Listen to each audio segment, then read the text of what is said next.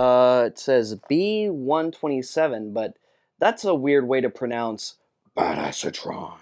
Hello there, Transformers fans, and welcome back to another cool toy review.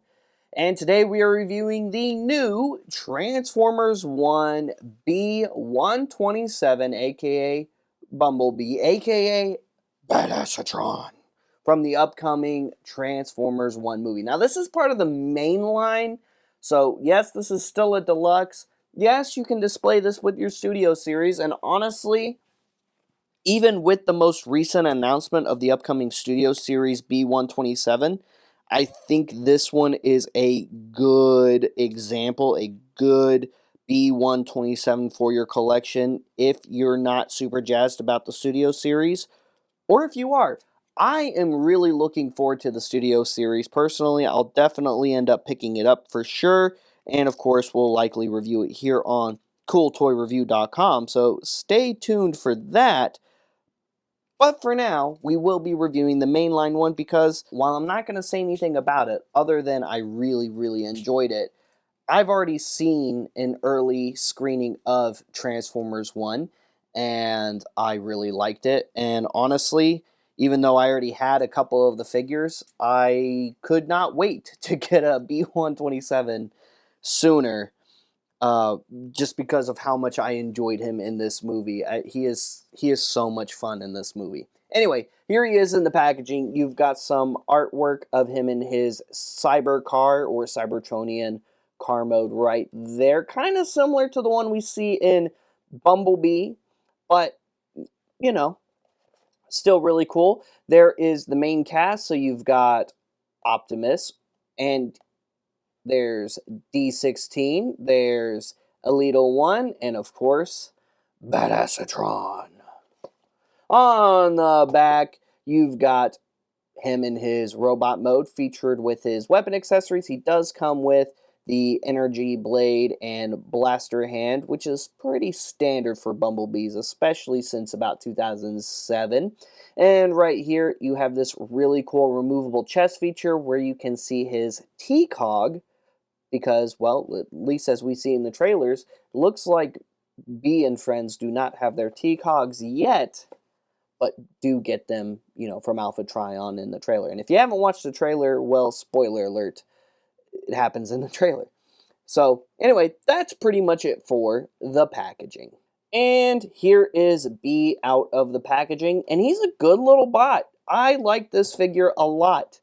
I feel like they did a great job on the mainline figure, and based off of the images, there are some things I do like about the upcoming Studio Series a little bit more. I'm going to reserve my full judgment between which one I prefer until we get that one in hand, of course, but I really like this figure a lot. I saw it on shelves a couple times before I saw the film, and I thought, yeah, maybe, I'm going to hold out for the Studio Series, maybe.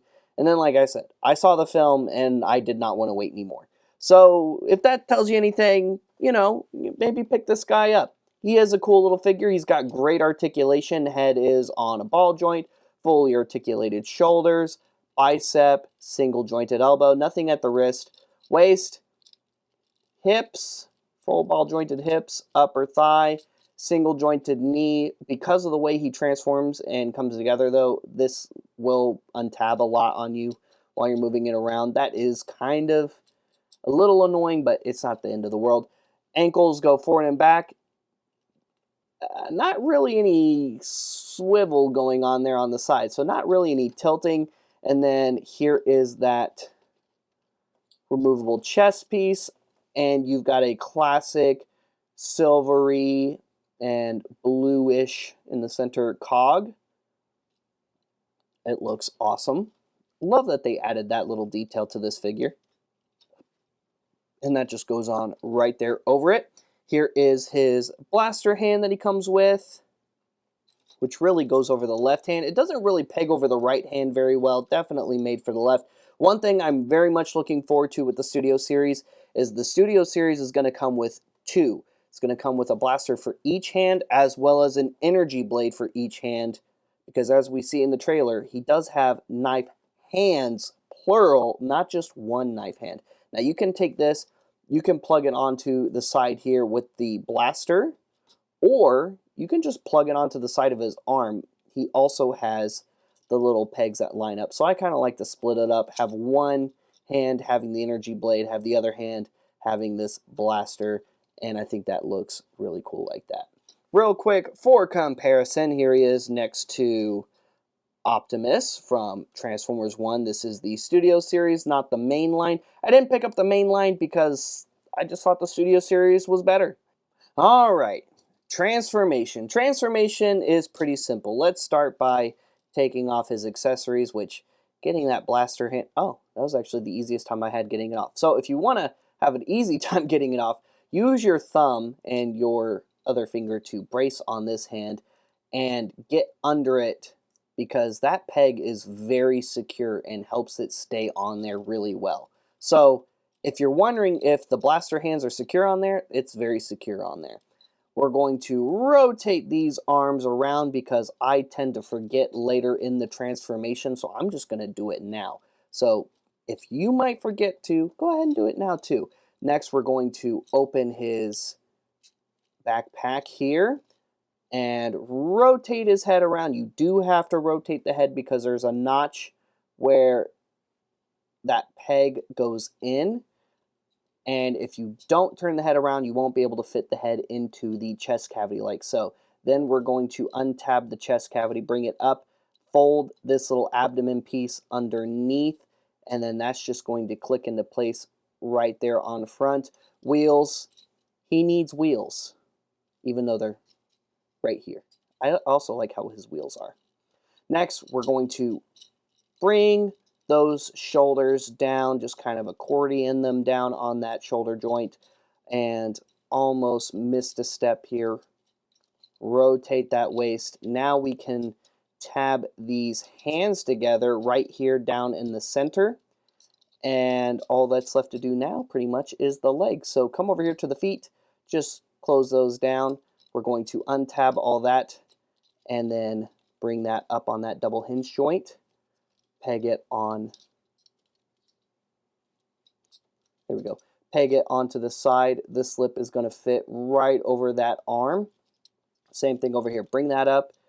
We'll do it so you can see it from the underneath angle this time. You can see how it just folds on over there. Then they meet together right here like they did. Make sure that those side pegs that secure it into place are in, which they are. And then we're going to untab this section, bring it down.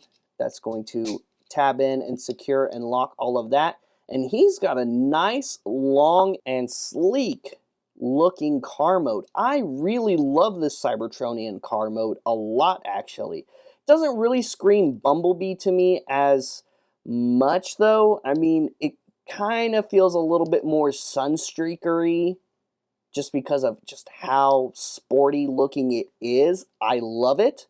It does remind me a little bit of the Bumblebee B-127 alt mode, and it's meant to. I love this detail especially. I love how we got little tail lights on these fins. That is such an awesome detail. The wheels are cool. I like how they're kind of just on the outside like this. And you can even, if you want to see his cog in alt mode, you can even take off that panel in alt mode as well. And real quick for comparison, here is B-127 next to Optimus in their alt mode. So we can see these two friends side by side in their newest forms together. And they look awesome side by side in alt mode. They look awesome side by side in robot mode. I really dig the new Cybertronian designs from Transformers 1. I mean, there haven't really been a lot of Cybertronian designs over the years where we take a look at culture on Cybertron that I've disliked, especially in regards to Optimus and Bumblebee here. But these two designs really do look good next to each other, and I really love this alt mode design for B, especially this detail right here. Just having that elongated section off the back and the fact that they painted in those lights, it just looks so sweet, in my opinion.